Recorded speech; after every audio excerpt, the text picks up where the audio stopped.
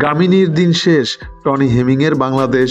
এবার বাংলাদেশ ক্রিকেট বোর্ডের বোর্ড সভাপতি আমিনুল ইসলাম বুলবুল চূড়ান্ত সিদ্ধান্ত নিয়ে ফেলেছেন, গামিনীকে করবেন বরখাস্ত। বিস্তারিত জানতে সম্পূর্ণ ভিডিওটি দেখুন।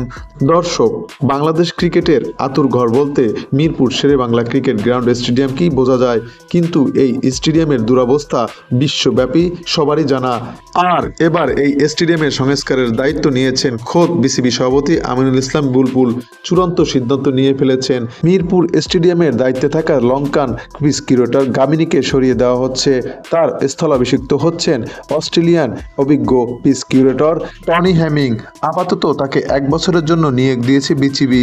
পরবর্তীতে তার মেয়াদ বাড়তে পারে বলেও জানিয়েছে বিসিবির প্রেস উইং। নাম প্রকাশে অনিচ্ছুক বিসিবির এক কর্মকর্তা জানিয়েছেন, বাংলাদেশ ক্রিকেটের অন্যতম সেরা স্টেডিয়াম হচ্ছে মিরপুর শেরেবাংলা ক্রিকেট স্টেডিয়াম। অথচ এই স্টেডিয়ামকে দিনের পর দিন অত্যাচার করেছে গামিনী, যেটা কিনা অন্য কোনো বোর্ড প্রেসিডেন্ট সমাধান করতে পারেনি। আমিনুল ইসলাম বুলবুলই প্রথম হাত দিয়েছেন এই কাজে, আর তাতেই মিরপুর থেকে সরে যাচ্ছে গামিনীর অধ্যায়।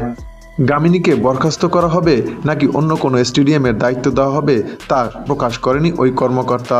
তবে বোর্ডের মধ্যে গুঞ্জন চলছে গামিনীকে বরখাস্ত করতে চলেছেন আমিনুল ইসলাম বুলবুল। দর্শক, আপনিও কি মনে করেন বুলবুলের এমন সাহসী সিদ্ধান্ত বাংলাদেশ ক্রিকেটের জন্য মঙ্গল হবে?